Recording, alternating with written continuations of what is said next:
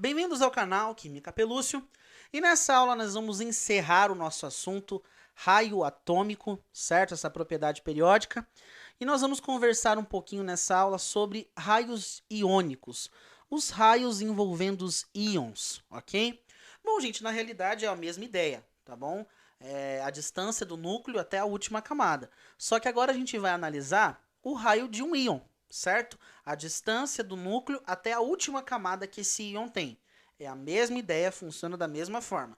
Tranquilo? Bom, gente, vamos diferenciar então aqui. Nós vamos conversar sobre o raio iônico, primeiramente. O raio iônico de um cátion. Ok? Raio iônico, abre aqui um parênteses, de um cátion. Tranquilo? Professor, qual que é a diferença? O que é um cátion mesmo? Refrescando sua memória, cátion é aquela espécie química carregada que perde elétrons, certo? Que perde elétrons, ok? E vamos discutir isso daí. Bom, gente, vamos pegar um exemplo bem tranquilo para nós, que é o exemplo do sódio. O sódio, ele é um metal alcalino, certo? Ele está lá no terceiro período, então ele tem 3 camadas. Vou desenhá-las aqui. Então, primeira camada, segunda camada, terceira camada. O que acontece mesmo? Olha só. Ele vai ter aqui 2 elétrons. Vou fazer... Não, vou desenhar todos aqui. Melhor. Então, aqui 2 elétrons na primeira. 8 elétrons na segunda. Tranquilo.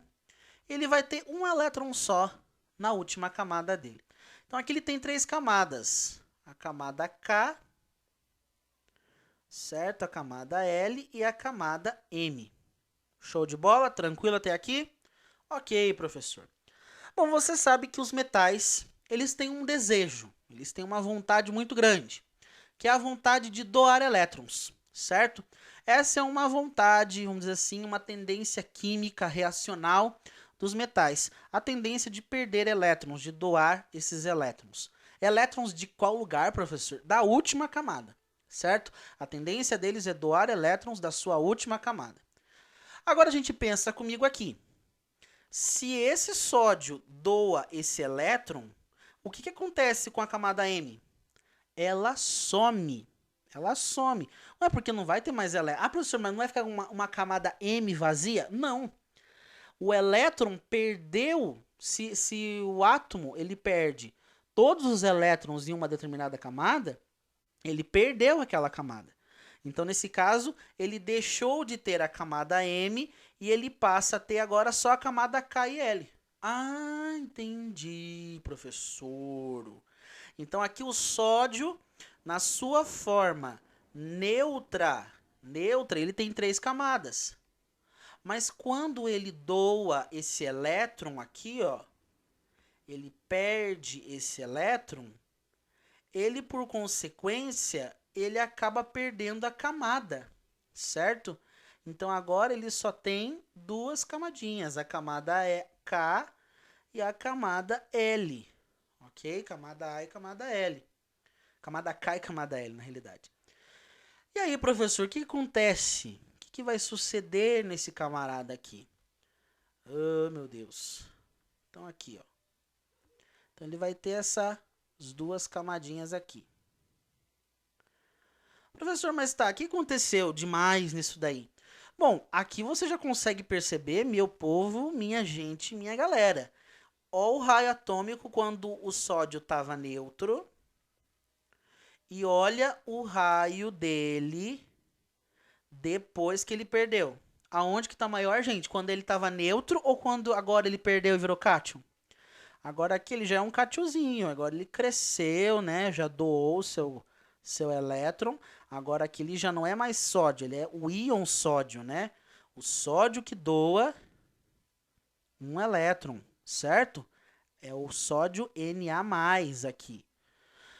Obviamente, gente, quando ele perdeu aquele elétron, ele perdeu aquela camada e ele ficou menor. O raio dele diminuiu, certo? Ah, professor, então quer dizer que um cátion, normalmente quando ele perde, ele doa, né, esses elétrons dele, ele acaba reduzindo de tamanho, professor? Exatamente. Essa é a tendência do raio iônico de um cátion.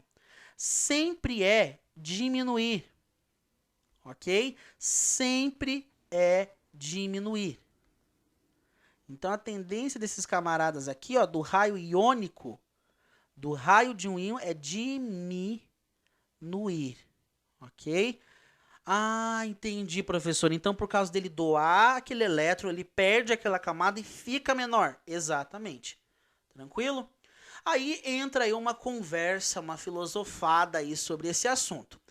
Porque lembra que eu falei para vocês que na realidade, o raio atômico ele depende muito da atração do núcleo para a última camada? Olha só, a última camada sempre é aquela sofredora, né? Ela morre de amores pelo núcleo, só que as camadas mais internas atrapalham na história de amor com o núcleo, beleza? É aquele negócio. As camadas mais internas, elas criam uma parede, elas criam um escudo, elas fazem uma blindagem em torno do núcleo que não deixa ele atrair direito à última camada, o último nível, certo?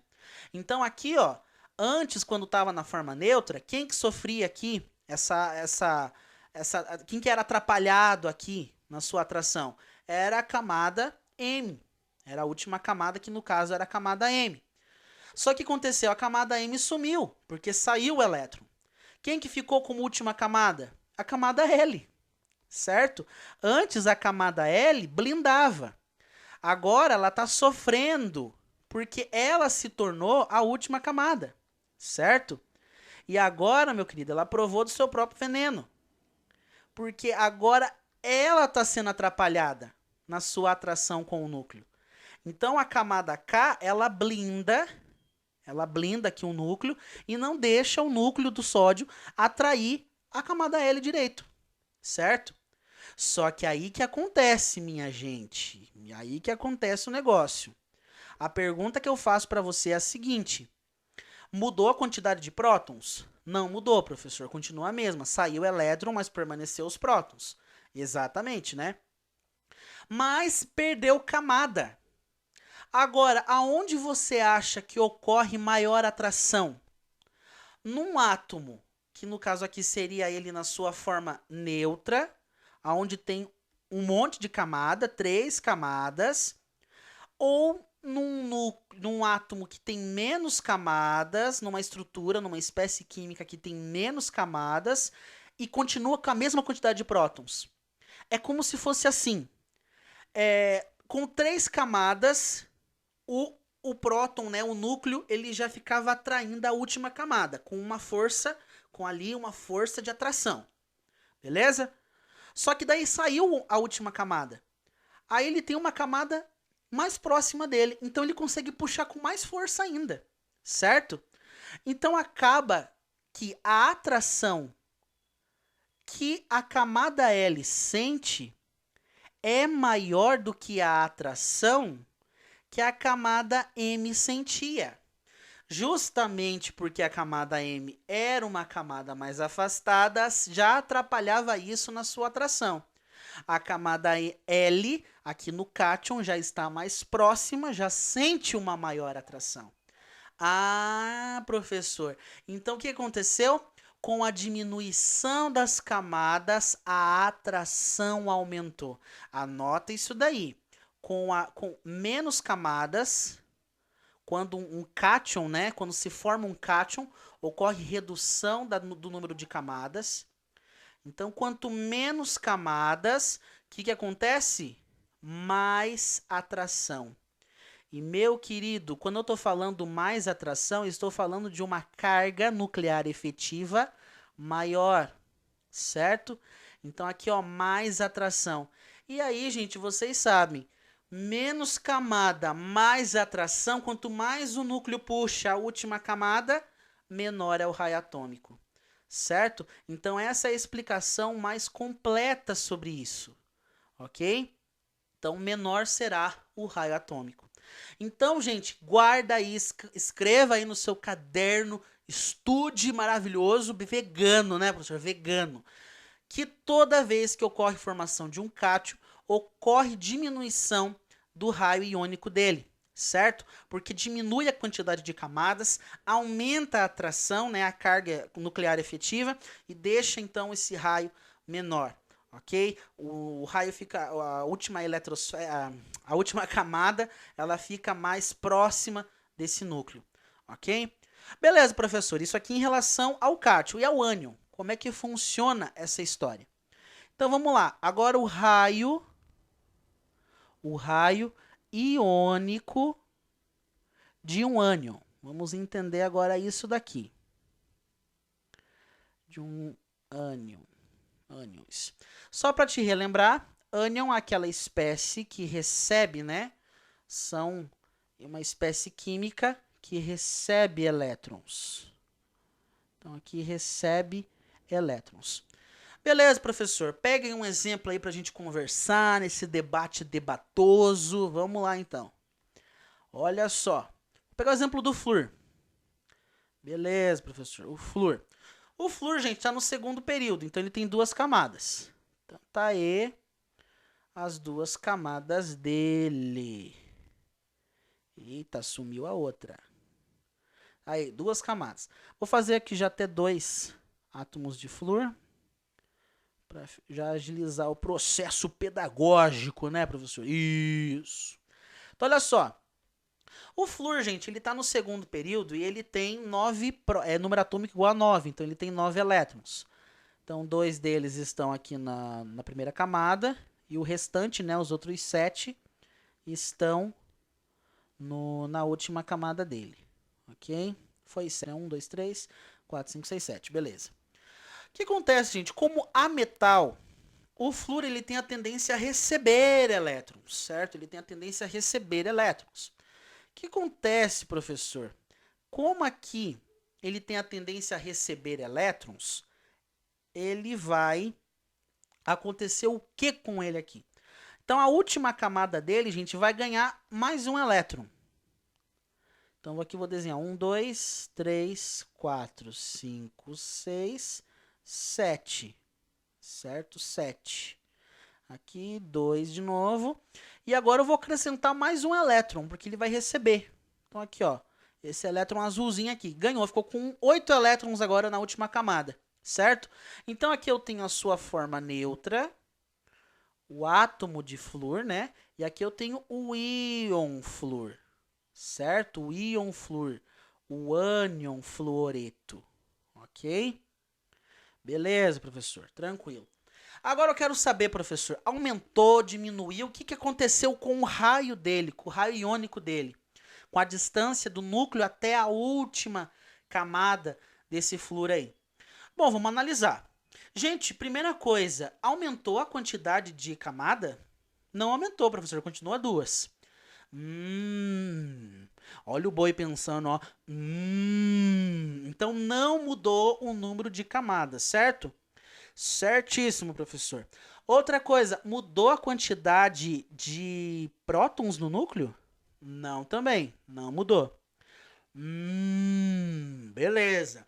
Nesse caso, a pergunta que eu faço para você é: se tem duas camadas, certo? Duas camadas, a mesma quantidade de prótons no núcleo, porque não mudou, só ganhou mais um elétron. Mudou, gente, a atração que o núcleo faz na última camada? Ah, professor, não mudou não. Não mudou, continua a mesma. Então quer dizer que quando um átomo se transforma em um ânion, quando há a transformação de um ânion, não há mudança na carga nuclear efetiva? Exatamente. O núcleo continua a atrair a última camada com a mesma força. Certo? Então aqui, ó, não há mudança na atração, na carga nuclear efetiva, certo? Na atração de núcleo com a última camada. Beleza, professor? Então, o tamanho não muda. Cuidado agora que nós vamos conversar um pouco mais sobre isso. Gente, o que acontece? Na forma neutra, eu tenho 7 elétrons. Na forma de íon, de ânion, eu tenho 8. Então, na forma neutra, eu tenho menos elétrons, ok? E na forma de íon, eu tenho mais elétrons, tenho mais quantidade de elétrons. Agora pensa comigo, elétron é carga negativa. Negativa com outra carga negativa se atrai ou se repele? Se repele, professor! Isso, participação geral da galera, né? Então, olha só, elétron com elétron se repele. Se eles se repelem, eles querem ficar perto um do outro? Não, não querem ficar perto um do outro. Só que aí que tá. No íon, no ânion, ali que eu fiz, ganhou mais um elétron. Ou seja, sobrecarregou a última camada com mais um elétron. E aí que tá. Como é que vai ficar a situação? Mais elétron significa mais repulsão. Vixe, professor, mais repulsão. Eles não, tipo assim, ó, ai, pelo amor de Deus, dá espaço, dá espaço. Já não gosto de vocês. Ainda vem mais um ainda aqui, mais espaço. Pode abrir mais espaço. E é exatamente isso que acontece. Por ter mais elétrons, vai ter mais repulsão. Aí os elétrons, ó, mais espaço, gente. Mais espaço. Aumenta o raio aí. Aumenta o raio atômico. Então, nesse caso, na formação de um ânion, ocorre aumento do raio atômico. No caso deles, raio iônico, né? Aumento do raio iônico. Porque aumenta a repulsão, certo? Mais elétrons na última camada, mais repulsão. Afasta, gente. Dá espaço, não dá para conviver tudo grudado um no outro. A gente já se repele, agora quem dirá mais grudado ainda, mais um veio. Então dá espaço. Então, a tendência na formação de um ânion é o seu raio iônico aumentar, ok? O seu íon aumentar de raio. Tranquilo? Então aqui, ó, na forma neutra, menos elétrons, menos repulsão. Então eles conseguem conviver num raio menor. Agora, meu querido, num raio menor. Agora, meu querido, colocar mais um elétron significa mais repulsão, é dar espaço, vai ter que aumentar. Tranquilo? E é isso aí, gente. Essa é a ideia de raio iônico e raio de cátion e raio de ânion. Beleza? No caso, o raio iônico de um cátion sempre tende a diminuir, certo? E o raio iônico de um ânion sempre tende a aumentar. Tranquilo? Bom, era isso por essa videoaula. E aqui nós vamos terminar a parte teórica do assunto raio atômico. E na próxima videoaula vamos continuar tratando outras propriedades periódicas. Então acompanhe a nossa próxima videoaula.